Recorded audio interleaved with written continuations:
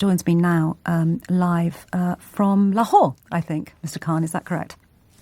That's right, Sangita. I'm sitting in Lahore. The pictures that we saw, as I say, were sent around the world. They created deep shock in Pakistani communities in the diaspora.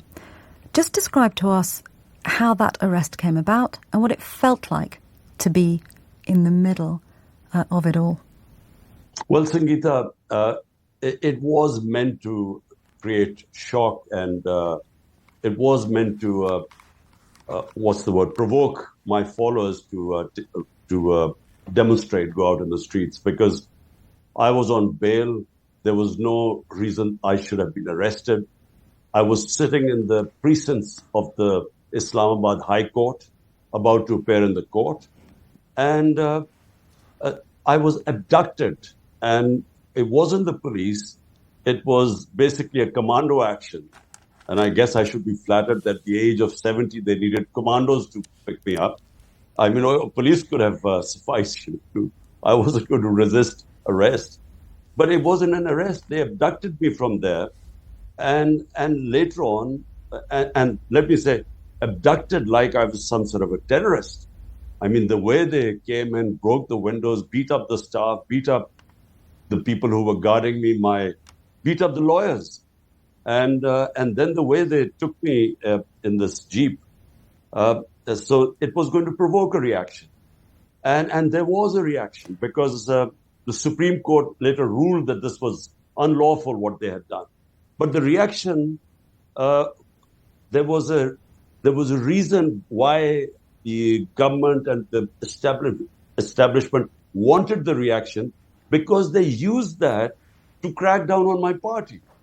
And 10,000 people in 10,000 members of my party within 48 hours were jailed. And all my senior leadership was jailed.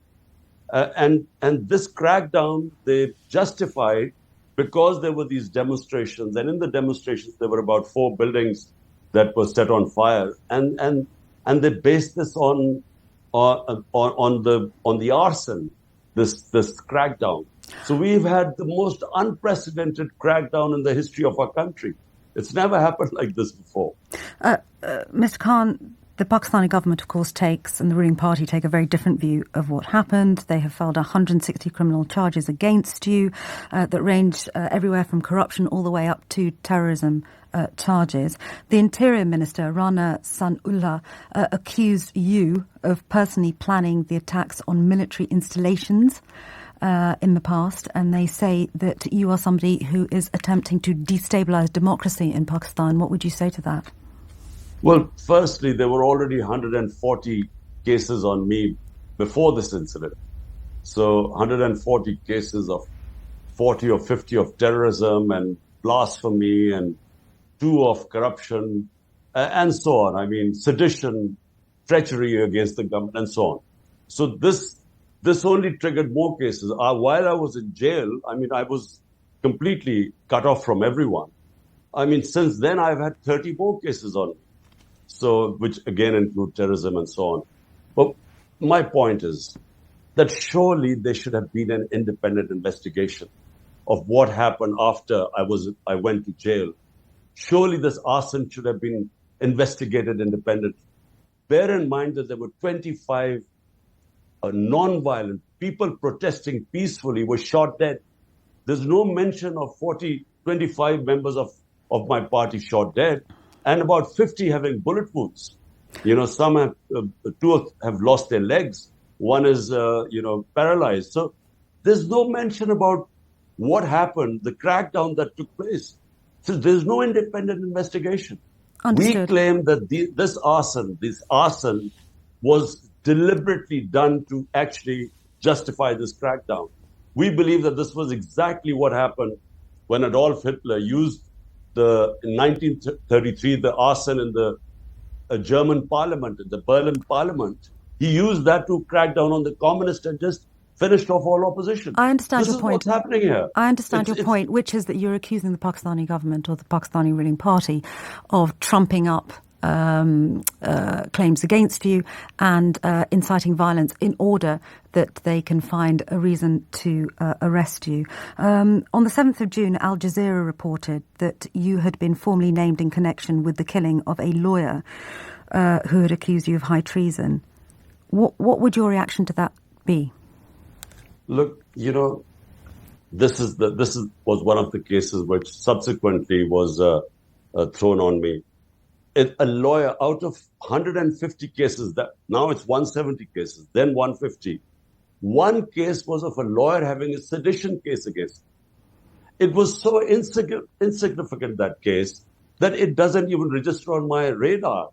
Out of 150 cases, why would I worry about an additional case? So this lawyer gets assassinated. The wife says it's a family feud.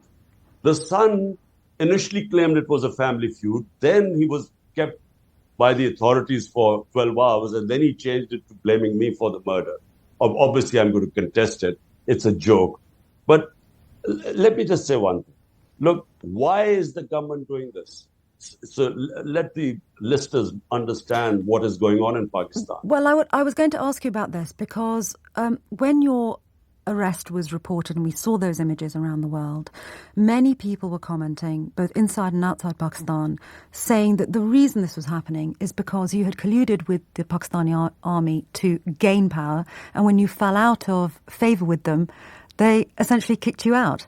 And they're going to ensure that you no longer have a part to play in Pakistani politics. Well, partly correct, because in 2018, when we won the elections, we did not collude with the Pakistan army. We won the election, but half of it is right that the army did not oppose us. So if at that time, if the army had opposed, it is arguable that they are so powerful that we might not have won the elections. But subsequently, since I've been ousted from power, the army or the military establishment is siding with the government parties. There are 12 of them. Now, in the 37 by-elections since then, since me being out of power, my party has swept 30 of them. Now, all opinion polls say that the rating of my party is 70-80% above, which is why the government is petrified of elections. They violated the Supreme Court verdict, which was supposed to hold elections on the 14th of May. They refused because everyone knows that whenever there are elections, my party will win. So instead, what they're doing is trying to ban the party. So because they can't play the match, they want a technical knockout. And hence, all these 170 cases. Remember, I am known in this country for 50 years. I never had one criminal case against me. How come there are 170 in the last few months? So no one believes what's going on. And well, what many commentators will say, Mr. Khan, is that the reason you have this long string of allegations and criminal charges brought against you is because Pakistan has not been a functioning democracy for very, very many years now. And it is essentially a country that is run by the army. And it's interesting hearing you say that when you won power, the army didn't oppose you. In other words, they allowed you into government, and now they are disallowing you from government. That's the greater problem here, isn't it? That democracy just simply isn't thriving in Pakistan. What's the solution to that? Well, you're right in a way. Half our history, we've been ruled by a 70-year history. Half has been ruled by military dictators. The other half by these two families. So I am a newcomer. I came out, 3.5 years was an anomaly in Pakistan. Now, your point is right that the military establishment, once it removed me, and establishment means the army chief. It's not some democratic institution. It's just one army, the chief, when he takes a decision, the disciplined army follows it. So he took a decision that I had to be ousted. What he expected was that my party would finish. As is normally, whenever an establishment goes against a party, it has no chance of winning. But instead, the most incredible thing happened, in our first time in our history, unprecedented, that despite the establishment opposing me, we sweep all the by-elections. Hence came the assassination attempt on me in November, once we had won these 30 out of 37 by-elections. Then they wanted to remove me from the way. I had another assassination attempt on the 18th of March this year.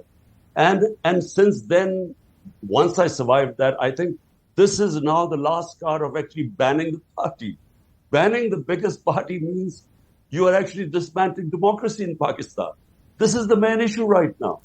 What keeps you going? Your critics accuse you of wanting to make money.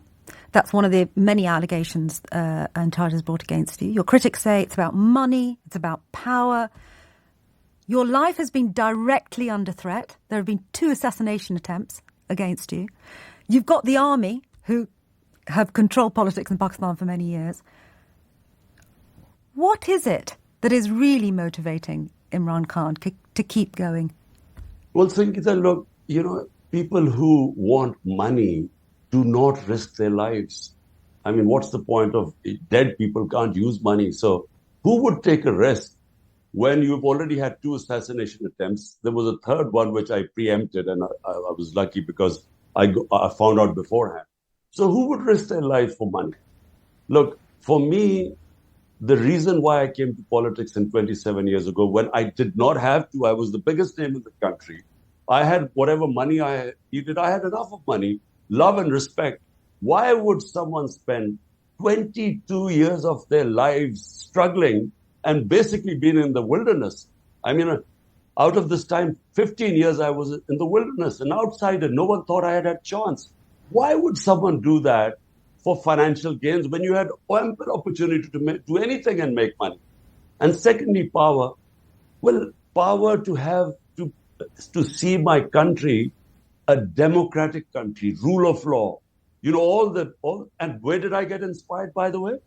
In Britain. When I first came in as a teenager in Britain, it was the first time I saw a functioning democracy. I came in when we had military dictatorship in Pakistan at the time. Functioning democracy, rule of law, welfare state, fundamental rights, human rights being protected.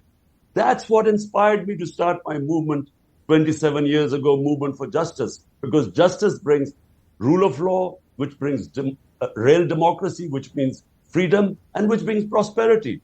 And so this is a struggle for life. I mean, for 27 years, I've been struggling. Right now, I'm facing probably the toughest challenge of my life, because I have the establishment ranged, determined that I should not be part of the electoral process, and they're doing everything. I expect to be thrown into prison soon. Now, because 170 cases, sooner or later, I'll end up in jail. You, of course, as an individual, face direct threat, but so do the people of Pakistan, in the sense that they face huge amounts of instability. What we have seen are Pakistanis, often young men, leaving Pakistan and making the dangerous journey to Europe. Many of them were aboard a ship that sank in the Mediterranean. Pakistan had a national day of mourning where we saw possibly up to 700 people killed, around 350 of them possibly Pakistani. What would you say to the families of those young men? You were in power. You're now fighting it out with the Pakistani government. The army is holding sway as it likes. And yet we are seeing young Pakistani men dying in the Mediterranean as they try and flee your country to find stability. What would you say to their families? Well, look, Sangita, people go through the bad times provided they have hope. They think that, there's light at the end of the tunnel. So they go through tough times. What's happened in the last 14 months is unique. First time when my government was removed, it's never happened that hundreds and thousands of people came out in the street and protested. But what would you say to the families of those dead people? I'm coming to that. I'm trying to make you understand. So subsequently, what has happened is the instability, then the economy has tanked. From 6% growth rate a year back, we are now down to 0%. So there's unemployment in the country. But worse, people are not seeing any hope because the capital is leaving the country. Up is 900,000 professionals have left this country in the last few months because they've lost hope. But professionals, they could go through legal channels, get visas abroad. Then you have the poor people who, because of unemployment and then lack of hope, now they are the ones who take these, become these illegal immigrants on boats. And this is not just in Pakistan, in all those countries where you do not have rule of law, where you have no hope, where you have conflict, you have people fleeing to what they consider, land of milk and honey, where they can get jobs, and if they work hard, they can make a better living. And so they take all these risks. So unfortunately, it's a bit of both. In our countries, we have not been able to establish rule of law and give a level playing field for our people. On the other hand, the rich countries do not stop. And let me just make you understand this. Every year, there is billions of dollars which leave poor countries stolen by the ruling elite, and they end up in London houses and palaces and offshore accounts. It's like, the Russian oligarchs who brought in money into London and Western capitals. There is nothing done by the Western countries to prevent this flight of capital from poor countries. So the poor countries are getting poorer. The ruling elites are robbing the countries and taking the money out. The rich countries are getting richer. The gap is getting bigger.